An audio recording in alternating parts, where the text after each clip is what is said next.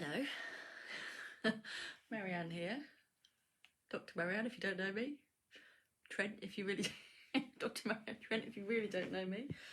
It struck me today that I had said I'd do a form live event in the last video, and I haven't advertised it, and then I suddenly thought, oh, it's really not fair if people are hanging around to use this resource that I said that I was going to do. And yeah, I thought fair's fair. I wanted to level the playing field by having people be able to access the support of a qualified psychologist if they didn't have that already. So here I am, doing what I said I'd do. I don't feel brilliant today, guys, so you've got me in my hoodie. I've had a busy day at work, really busy. I've seen 4 patients, I've had a multidisciplinary team meeting, I'm a mummy of 2, I've done that bit as well, but here I am, saving my last bit of energy of the day for you.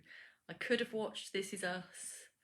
I've picked you guys because I genuinely I care about you. You know, it's not easy getting onto clinical training, and I want to help support you. And so I'm here for you, man. Here for you. Has anyone got any questions? Which I will need my glasses for. Can someone say something, even if you don't have any questions, so that I know you, we've got a love. I know it's a bit delayed, but can you give me a hi so that I can see that, that I can at least see questions? Anybody? Thank you for, oh, hello. Hi, Amber. Lovely Amber. Very short notice. Although, if you watched the last video like 3 or 4 weeks ago, this is like loads of notice. So maybe you had borne it in mind, even if I hadn't. Thank you, Charlotte. I've just been really busy, promoting the book, which we can imagine is here. I've not brought any aids. Literally, I put a bit of mascara on and I brushed my hair. That is the extent of my preparation this evening. But I've been really busy promoting the book, really busy coming up with the next stage of my business development, which I'll share with you at some point in the future, and doing the Our Tricky Brain live demo event, which happened a week ago. It was on Tuesday, so almost a week ago, and that went really well. People really enjoyed it. So if you came along, thank you very much. The Tricky Brain is still available for sale for £80 from my shop. Hi, Michaela. And yeah, it's a great piece of kit. So I will be doing future Tricky Brain live events, which is a great, hi Vanish, you little cheekster. It's a really great chance to further your skills and your knowledge of a really important area of psychology, which is compassion focused therapy.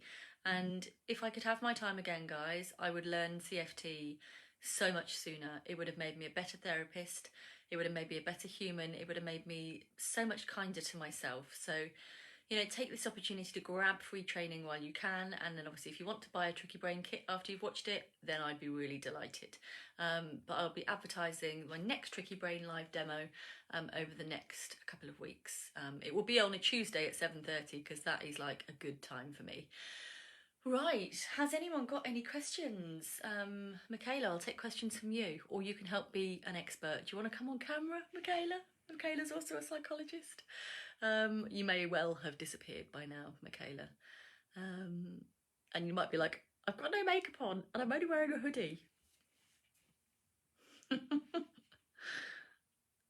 anyone got any questions, or are you just here to hear me talk drivel? If you do enjoy my drivel, you can register to hear every time I go live. I will post the link to that in this afterwards. Some people like to listen to me waffle on. I don't think I've missed any questions. I've got a different way of going live now. I'm on the iPad, which is a little bit more reliable than my phone with a really poor battery life. So yeah, you've got me in my, I've got my blanket on, my hoodie, and I'm just chilling out. Here for you. Has anyone got any questions about clinical psychology applications, which I believe are due in like a week on Wednesday? I think that's why you're here. Is that why you're here, guys? Is this what you want me for? Or do you want something else? I think the majority of you are, I think you are trainee. Well, this time next year, guys, you could be trainees. I think you're applying for training. And I presume, unless you're like masochistic, that you haven't yet submitted your form. Because imagine watching me talking about the forms if you've already submitted. And then you'd be like, oh no, I wrote that, or I didn't write that. So yeah, I guess you're kind of in the last stages of your form. And you know, in these modern times, we just click submit and it's done. As you'll know if you saw my previous videos, I had to actually post it. I queued up at the post office. I got like, I got a recorded delivery of my proof of postage, and then I sort of posted off the most important form of my life, and I walked away with a receipt. That's it. Just trusting the process, trusting Royal Mail to get it there, which they did, hooray! And yeah, the rest for me was history. Made me want to sing then, but let's not do that. Let's not be that girl. Has anyone got any questions? Are you seriously? I can fill. I can fill. Does anyone else watch This Is Us, by the way? Beautiful, beautiful. So I watched This Is Us by myself because I started watching it after my dad had passed away, and it just became a thing. It's wonderful. It's wonderful for those who experience grief. It's wonderful for anyone who is a human, anyone that's got a sibling, anyone that's had a mum or a dad. Oh, it's just beautiful. And then in the evening at the moment, we're watching Keith Sutherland, is that it? Sutherland, and we're watching The Designated Survivor, and that is also brilliant. I watched that with my husband. It's really good. So they are my top 2 tips, one Netflix and one YouTube. I think I've had a question, so stop talking, Marianne. Do you have any advice on what to include at the end of the personal statement section? Just I've seen a few forms, but just refresh my memory. Is there like a specific question that you're asking about, or do you mean in summary, Sarah? Do you mean like a summary of the personal statement? Is the personal statement, I get mixed up because they're all kind of similar. Is the personal statement one the one that just says, tell me something about you? It's not the what makes you a better candidate for clinical training, is it? So you mean the one that's, is it like 400 characters, that one? And you have to just like talk about your own interests? Could you read me the whole question, if that's all right? Just because I don't have a form in front of me, and I want to make sure that I answer properly. We're not doing too bad, guys, for like 3 minutes notice. You guys rock. You know, 21 people. I'm pleased with that. Right. So get back to me, Sarah. Post it as a new comment, because I don't think I'll see it if you reply to your other comment, because we've got activity going on, so I probably won't see it. So post it as a new comment. Yun, I'm in the middle of writing my first draft of my application. Oh, I've got to click see more. I've reached the point where I can't see past my waffle. Yeah, I struggle with that as well. I can't bring myself to condense it. My mind just goes blank. Any advice? Yes. Read it aloud. That's my first advice. Because you'll realise, oh, God, what am I talking about? That makes no sense. Like, if you'd be embarrassed to read it in front of someone, I think that's a sign. It's got to sound like you, and be careful that you're not saying things over and over again. So you know the question that says demonstrate why you're a better candidate for clinical training? My personal and professional opinion is that it is a waste to say after everything you say, this makes me a better candidate for clinical training. I think that is a waste. If I was doing it, what I would do is introduce it. So, you know, like at school, you answer in full sentences. You don't just launch into the question. You would get marked down for that in school, wouldn't you? I would introduce it. So I'm going to demonstrate why my occupational, and don't quote this because that would be plagiarism, use your own words. I'm going to demonstrate why my personal, professional, whatever experiences make me a better candidate for clinical training. Say it, Say what you're going to say, break it up, don't make it one big, you know, diatribe, is that the right word? And then at the end I would say, for all of these reasons, you know, I believe this makes me a better candidate for clinical training. And then you've used, you know, better candidate for clinical training, 5 words, you've used them once. Don't use them 8 times, because you could fit a whole another paragraph in like that, or another sentence to say how brilliant you are. So that's my advice, to keep things condensed. Just make sure that you're not saying things 8 times. So if you've mentioned, you know, your skills in X, Y, and Z somewhere else in the paragraph above, or in, you know, don't keep saying it, and don't use the same word in the same paragraph more than once. If I was reading it, and if I'm being mean, you know, I am quite not going to mince my words, like, don't do it. You know, if you're demonstrating that your doctorate capability, demonstrate that you know more than one word for one concept. You know, phrase it differently. So if you need to continue talking about it, then describe it differently. Don't, you know, I don't know,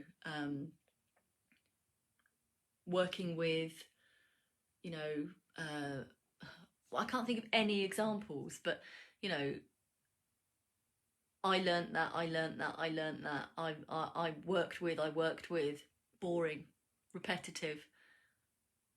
Do something different, make something more unique, describe it in a different way. That's my advice. And that might help you make it a bit briefer as well. Does that kind of answer your question, Yun?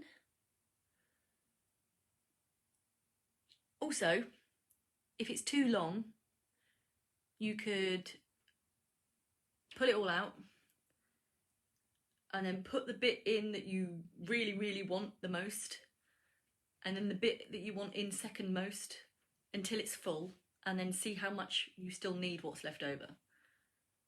That will help you to, you know, pull out what is genuinely really important to you. Okay. In summary, Sarah. So in summary, and is it the one that I'm thinking about? Is it the one, sorry to double ask you the question, is it the one that says why it makes you a better candidate? Or is it the shorter one that is just about, tell us why you're great, tell us your interests outside of psychology? Hi, Wayne. I went to primary school with Wayne. I imagine you haven't hung around, Wayne.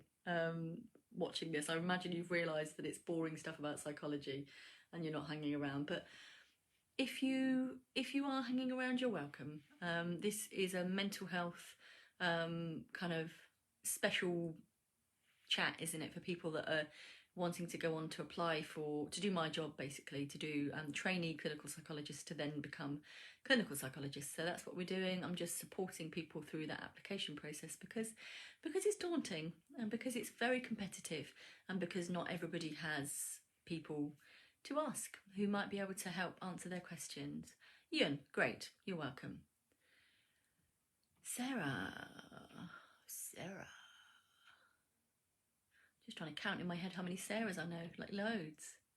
My cousin Sarah, my cousin's wife Sarah, one of my best friends Sarah, my sister-in-law Sarah, like Sarah's everywhere. The reflection on your work and research experience section. So that's not, I'm sorry, am I being a bit of a bozo? That's not the big long one, is it? I feel like I'm letting you down, Sarah. I feel like I'm not doing what you want.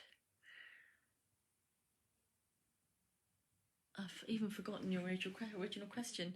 Was it to summarise at the end of your work and research experience section? Gosh, I'm honestly, like, this is the worst service ever, Sarah. I'm sorry. Yeah, certainly, Lauren, you certainly can use case examples, but just make sure you obviously don't use names, and don't make them so specific that somebody would know exactly who that was, unless they already knew the person. So yeah, you know, for example, I worked with a client, and you know, they taught me X, Y, and Z about naturally working with somebody, or You know, when I worked with a client who presented in this way, it helped me think about, you know, risk and safeguarding and, you know, thinking on my feet or becoming more natural with people.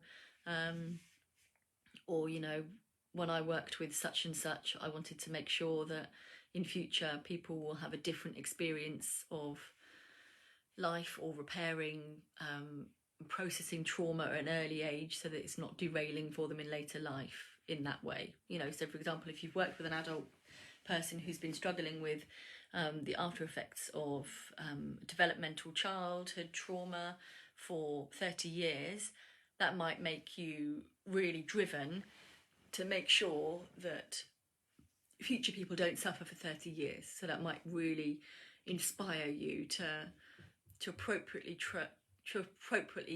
process childhood traumas kind of within a reasonable length of time from when they happen. Does that make sense? So that's probably the way that I would do it. I would use it to highlight, you know, why that resonated with me. So not necessarily to showcase the client. You know, I've worked with this client who's really complex, clever me.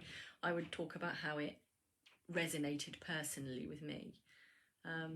Because we're not using this form to showboat our clients. You know, this is your chance to explain why you're a good candidate for clinical psychology training. Hi, Ellie. This is not your chance to, you know, to breach confidentiality or, you know, talk about people who haven't consented to be used in your form. So it should be used in an anonymous way. So if some of the bits aren't important about that client, don't include them, you know. And it might just be that you say, you know, one client I worked with in a learning disability service, that you don't even, you know, identify them any more than that. Does that make sense? Hi, Cara. It's not offering me the chance to bring you on camera, Cara. Otherwise we could have done that. I don't know why it doesn't do that. I wonder if... Melissa, are you on an iPad?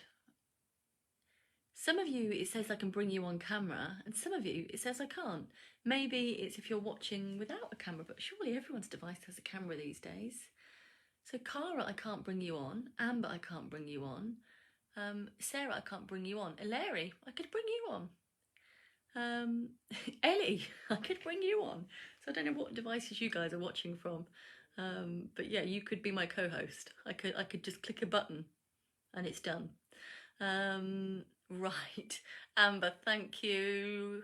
You're just coming to my rescue. I think Sarah's talking about what makes you a better candidate question. Okay, I think I've answered that already, haven't I? Which must just be making you pull your hair out. Come on, Marianne. I would summarise. So like I said, I would introduce at the top, you know, what you're going to talk about. And then at the end, I would say, you know, all of these occupational and professional and personal experiences that I have described, I believe make me a better candidate for clinical training. I hope you agree, and I'll see you in April. Don't put that. But the rest I think would be fine. Hey, Ellie. Amber, I'm glad you can't bring me on. Maybe I'm thinking I shouldn't be on today. No, just honestly, have you ever seen anyone make any less effort? But I'm here. I'm here for you. Okay. Cheryl. Let's click see more as I show you my face up close as I struggle to click see more. Come on. Do universities take into account where people did their undergraduate degree? Do markers of applications ever take this into account? I just wonder if those who went to a Russell Group uni are favoured more highly at certain universities. I honestly think that would be discrimination, Cheryl. So I'd be alarmed and concerned to think that was the case. Certainly when I haven't seen a screening thing for some time since I was on training, because I've never screened applications before. I'd probably like to get involved. Well, the problem is if I did that next year, I wouldn't be able to help you guys. So it's your choice of what I do.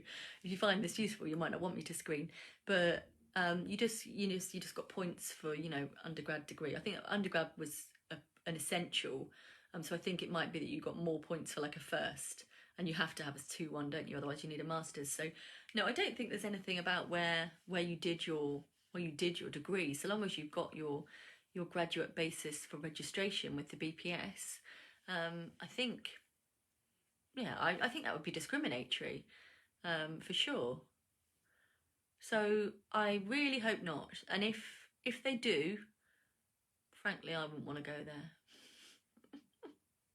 It would just be awful, wouldn't it?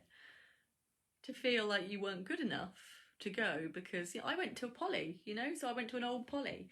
I went to Glamorgan Uni, which is now not called Glamorgan Uni. I think it's called University of South Wales or something. But if they discriminated against people who went to previous polys, I wouldn't be here. I literally wouldn't be here. I wouldn't be in Coventry, because that's what brought me to Coventry. Brought me to my mighty fine sofa. So yeah, I really, really sincerely hope not, Cheryl.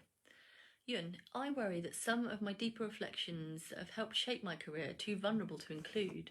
I worry it'll... See more, Yun, see more. It'll work against me. I would say only share what you are really comfortable to share, and reading that aloud might help as well. But if it's integral, if it's really important to your journey and why you want to become a clinical psychologist, then I would explain that. I would describe that.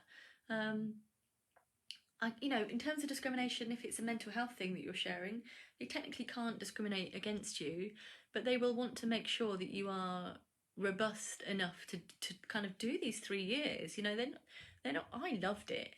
I loved it, but at points it was very difficult. The night after my the day of my viva, it was like one of the worst days of my life at that point. Really awful. I thought I was going to completely fail everything. My viva had gone awfully. Really just not nice. But it's not easy. It's not an easy 3 years. It's not a roll in the park, like a roll in the hay or whatever. But I went into it with my eyes open. I expected to have to do some assignments. I expected to have to do mid-placement visits and post-placement, end-of-placement visits. I expected to have to juggle academic life, my actual life, and my placement. I knew that. I went into it with my eyes open, knowing that, this wasn't going to be forever, but it was going to be 3 years of my life. And I went into that with my heart open and with lots of enthusiasm. I think I was 27 when I started, and I was such a happy time in my life. I was so thrilled and delighted to be there. I still class a number of my cohort as really very dear friends to me. They've been so important to me, both during my training journey, which was super important, but since, we've gone on to become, married and parents, and happily some of them still live locally, but others live more further afield, and we've stayed in contact, and it's such a joy. And they will get you through. So at the time when I joined training, there was 15 of us, so there's 14 others, and I know some of the courses have got a bit smaller. So after I'd finished, I think they in turn dropped down to 10, no, up to 17, and then I think everything went a bit Pete Tong. I'm probably not cool enough to be able to say that anymore. Probably you're wondering who that is. I think it dropped down to 10, and I think that's a very different experience of training than I had with 15, because you feel like you need to be best buds with everybody, whereas we could afford to kind of have a big group that were a bit small enough to sit together, but have enough kind of dynamics within that we didn't all need to hang out together, and then it wasn't weird if some of us went off at lunch by ourselves. Okay, I'm waffling again. Cheryl, that's great to hear. Yeah, me too. I'm super relieved to hear myself say that. I lost an earring. No, there it is. You can't see it, can you? Oh, you went there as well. Is that what it's called? It was Glamorgan up on the hillside in Treforest. I used to live in Tom Jones's house, Amber. 44 Laura Street. That's where I lived. I had his old bedroom where he was been poorly with TB. That's where I lived. That's my little claim to fame. Hi, Fiona, all the way from Australia. I don't think you're going to be applying for clinical training this year, but you could apply as an international mature student. Give it a go. You are a British citizen. Give it a go. Anyone else got any questions about clinical training, about the form process? There's 19 of you still hanging in there, waiting for insights and nuggets, but there ain't 19 of you asking me questions. It was called Glamorgan, so that's where I went. I was there from 1999 till 2002, and I originally went to do forensic science. That's what I went to do. And when I started, I realised that absolutely, I hate this. I was doing like an hour of forensic science a week and the rest was chemistry, and I hadn't even done chemistry. I don't know why they let me on the course, honestly. But had I originally gone to university to do psychology, I probably wouldn't have gone. Hello, Sarah. I was speaking about you earlier. You'll have to scroll back to find out why. Yeah, I probably wouldn't have ended up going to South Wales. So yeah, everything happens for a reason. But I went and looked around on St Patrick's Day, March 17th, 2000. No, it wasn't 2000. 1998 that would have been. And everybody, you'll know this, Amber. This is just a story for you, Amber. This is a story for nobody else. This is the worst live in the history of lives. Everybody was outside because it was a really nice day in March. Everyone was outside on the grass, all drinking, hi Lindsay, all drinking pints of beer in the sunshine and hanging out with their friends. And I just thought, this is a cool place to be. I really like this. This is just going to be like my number one choice. Like, I so want to come here. Who wouldn't want to come here drinking in the sunshine on a random Wednesday? Yes, please. And that is one of the stories of why I opted for that as my first choice. I just got a really good feel for it. It was a nice campus uni. Yeah, that's the story. A slightly strange story. Chelsea. Press see more. I'm having a bit of trouble trying to upload my supporting documents. I can only upload one bit of my transcript and I need to upload 2 bits and a letter of my GBC. Any ideas how to get around this? No. None. I would call the good folk at the clearinghouse because they will know all the ways around it. So I would call them and say that you really can't do it and help me please. Can you, because they're all PDFs, aren't they? Can you like scan so that it's one document? So like on my phone, I can set it up to scan to Dropbox via HP or whatever. I think you can probably use the HP Smart app even if you haven't got a Hewlett-Packard printer. So I have got an HP printer, but I think you can use the HP Smart app to use your phone as a scanner, then upload to Dropbox and save it as a PDF. And I wonder if it might be useful just having it all as one PDF to then upload that as one document. Are you trying to upload it as separate documents and it's getting a bit confused? So maybe if you can somehow make it into one PDF, it might allow it. Do you want to try that, Chelsea? And if that doesn't work, I would call Clearinghouse. It's called HP Smart, my app. So see if you can download that and use that to scan. And then, yeah, you can upload to Dropbox and take it from there. Take it from there. Maybe that's what you've done already. Yunim, there's an option to upload the letter of GBC. Well, it's a separate thing, so you can upload them all separately. I've seen forms. I haven't been on the Clearinghouse website, so I'm afraid that is the limits of my insight in that area. Like I said, mine was a postal application, so all I had to do was photocopy it and send it. Okay. Thanks, Chelsea. Genius. Oh, it's made me feel good. Give it a go. Has anyone got any other questions? Anybody got anything else to say? I feel like I should start showing you things. Like, there's only one other thing in the room at the moment. Oh, this would have been a look, wouldn't it? If I'd turned up in a Harry Potter robe, like, then I'd be, that would be business, wouldn't it? There we go. Just call me Harry. I've sort of got the Harry glasses on as well. My son's got some Harry Potter glasses and they've got no glass in because obviously that would be dangerous for children.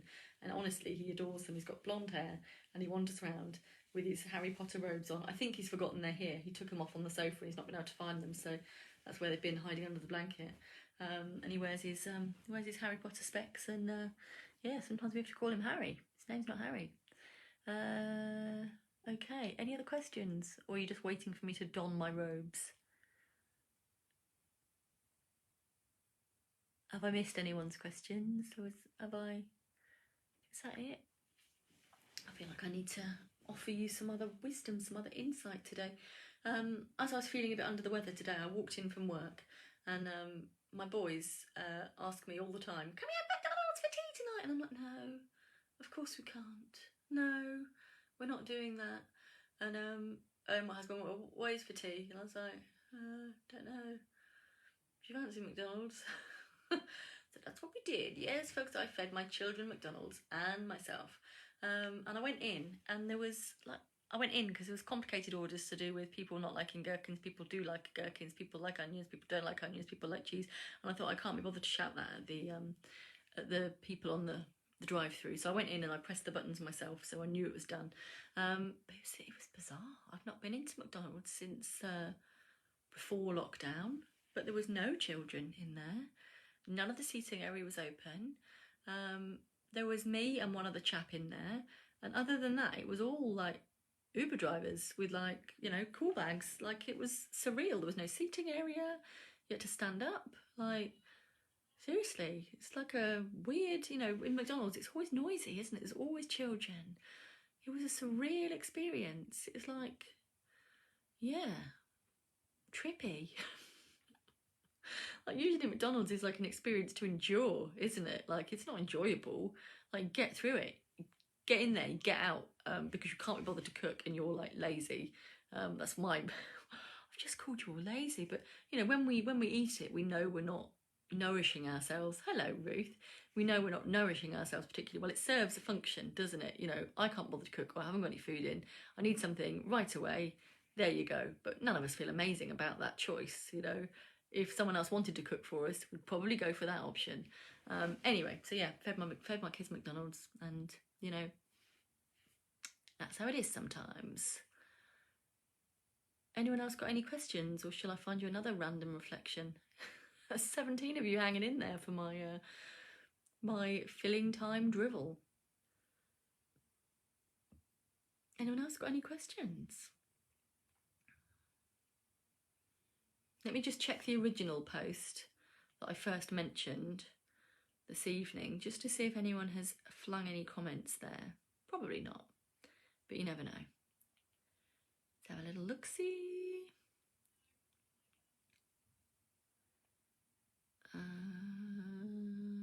Oh gosh, picture of me live. No need for that, is there? That was a shock. Oh, 6 comments. Are they all me saying, come on, say more? No other comments. Has anyone got any comments? Or is that it? In case, you know, I guess I'll summarise, I'll wrap it up. Wishing you guys the best of luck with your clinical applications. You know, really feel, you know, put your all into it, but feel proud when you've done it. Feel satisfied with what you've done, hopefully. You know, come the 18th, just know that I'll be thinking of you, and I would really like it if you'd let me know how you do. You know, if you get interviews and you've been able to use some of what I said in these lives, I'd really like to know. You know, I've done this to, as I said, to try and level the playing field so that people have got someone qualified to talk to. And I appreciate today was a little bit late notice, and I can only apologise for that. I've had a lot on my plate, and I just forgot to advertise it, so I am sorry about that. But hopefully you can watch on catch up if you've missed this, and there are 3 other videos, the live forms, available on YouTube. So if you haven't caught those yet, go to subscribe. Always good to subscribe, I think. And you know, if you really want to go for it, click the bell, get notified when I post stuff. That would be marvellous. And yeah, there's 3 other form live events.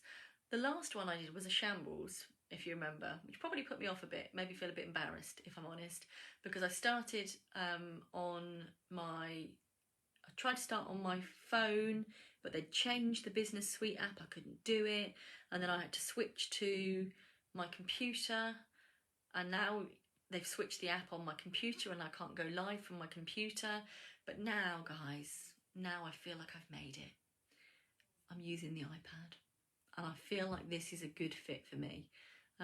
So I'm sorry that I didn't then post my 4th live to YouTube because it was broken into 2, and I did a great advert at the beginning of all the stuff that I'm, put out there into the world. So my Grief Collective book, which you can get on Amazon, I'll put a link in the top of this one once I've posted it.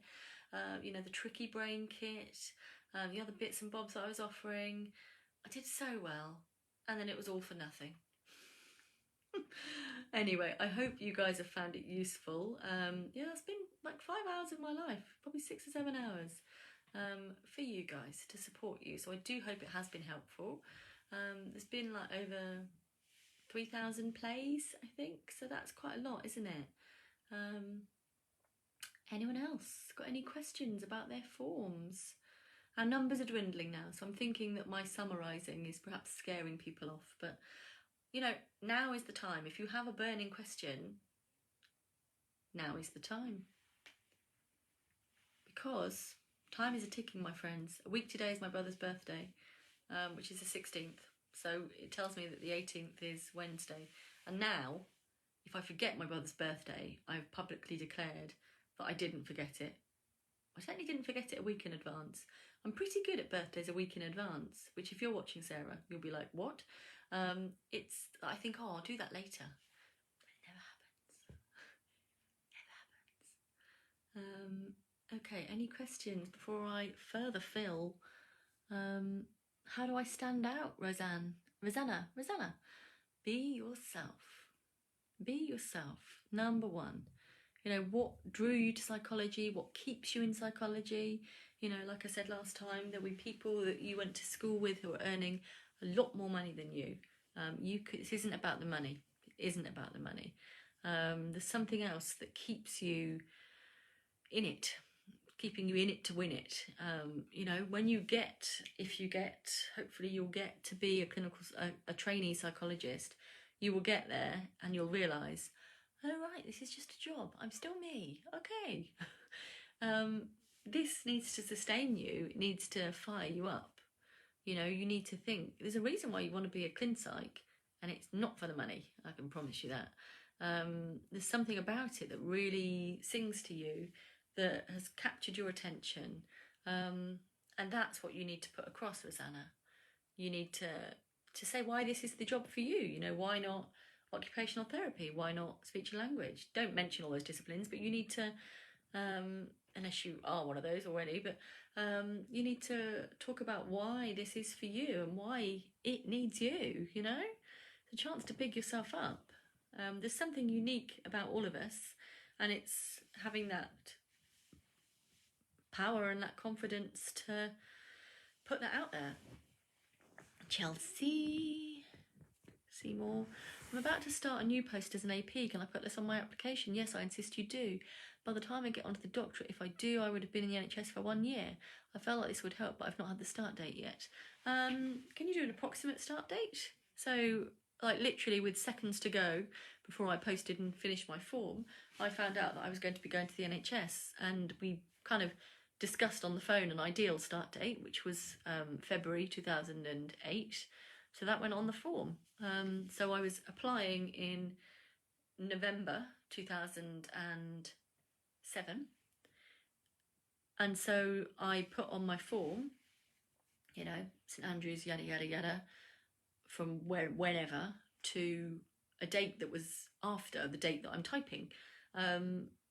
Because I knew I'd be finishing like in January or February. So I probably put January, and then I put, 02, 07 for the new job. Make sense?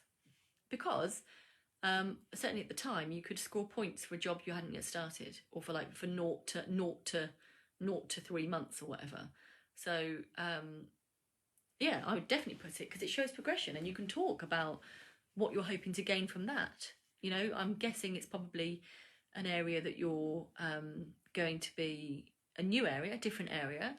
So that, you know, if they are looking at your form and they're like, oh, Chelsea, it's a great form, you know, she's got, you know, she's got adult, she's got older adult, you know, she's got learning disabilities, she hasn't got any children work. You know, I think she needs to have some more child experience before she starts. If your new AP job is in child, that would be a real shame, wouldn't it? Because what you want is for them to look at it and go, oh yeah, so she's had that. Oh, she's about to start child. So she's getting a fully rounded picture. She's kind of working with all the relevant clinical populations. And then if you go on to say in your form, you know, I'm looking forward to working with the adult. I haven't had a chance to work with adult learning disability or older adults as yet, and I really hope to be able to build and develop on those experiences during clinical training. Then you've you've said, I'm not perfect. None of us can have worked with all of the clinical specialties. That would be really unusual.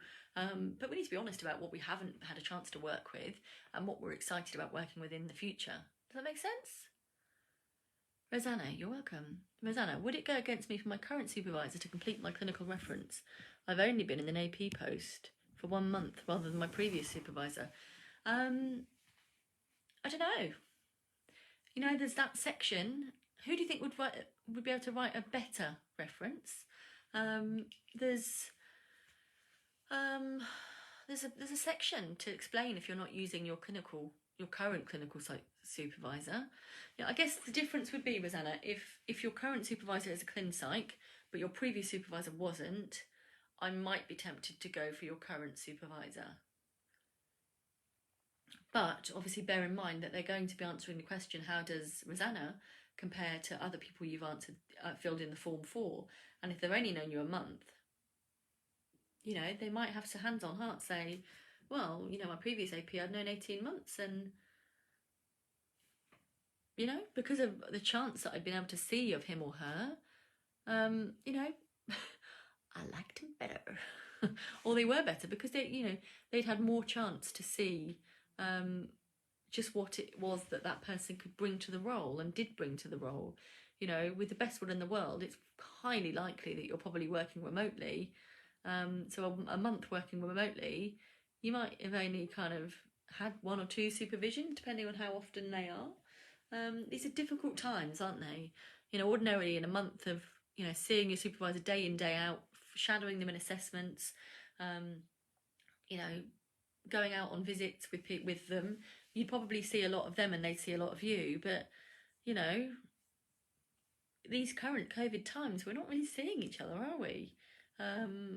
I know that sort of APs that I know are largely working from home, kind of by themselves, and that's a very different experience. So I think it very much depends on what level, both clin psychs, very much depends on what level of exposure you're having to your current supervisor. But what I would say is, if you're not using your current supervisor, just explain that. Just say, I've been in post a month and I felt like it would be fairer to me and fairer to my referee to ask them to do it instead. So do what you want to do, but just explain what you do if you're not using your current supervisor. Does that make sense? Oh, you guys are all waking up. Where you've come from suddenly. Click more. Sarah, I have mainly research experience. I've worked as a research assistant posts and will have a PhD next year, hopefully. Will that go against me as I don't have much clinical experience? No, don't think so. I know at one point Birmingham was heavily academic and people often didn't have as much clinical experience. That's probably changed now, but at one point certain universities are thought to be heavily academic. I think you just need to be honest about that. You've got to talk about any clinical experience that you have got, but you need to be honest that you're hoping that training will help you develop more clinical experience, but you're going to have to be able to demonstrate that you've got those skills. So if you've been doing research interviews, then you've been developing clinical skills alongside your research skills, because you've got to be empathic, you've got to be a good listener, you've got to be aware of process and transference issues. So if it's that kind of RA role that you've been doing, then you've still got useful transferable skills, and depending on which areas you've been doing your research in, it's likely that you've been gaining experience of different clinical populations. So feel free to say more, but it's likely that you've got very relevant clinical experience, but it's within a research environment. Does that make sense? Feel free to say more. I know there's a bit of a delay on this process. Oh, do you guys just want to sit and watch me watch This Is Us? Would that be good for you? I could recline on the sofa. Probably not. That wouldn't be the best. Maybe that's like the next thing coming, you know, if you haven't got any mates or your mates all live far away, you can just tune in and watch someone else watching TV with you. That is a thing, isn't it? Isn't that called watch party? I've never watched a watch party, but is that what that is? Can you sit and watch it together? Or is a watch party where you all just say you're going to watch it, but really you're on your phone and texting? What's a watch party? Who knows? Tell me. Mate, it's a two-way street. Educate me. That's great. I'm hoping to apply after my PhD. Ah, so you're not applying this time around? Okay. Squirrel it away. I'll put it on YouTube. This one's not as embarrassing as last time. So you should be able to subscribe and notify and all that jazz and see it next year. Anyone else got any questions? How are we doing for time? Yeah, I thought we'd go till about 8 o'clock, and it is about 8 o'clock. Is that all? Any more for any more?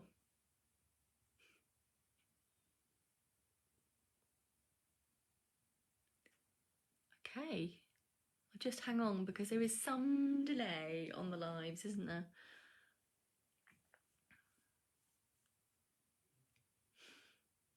I've run out of filler.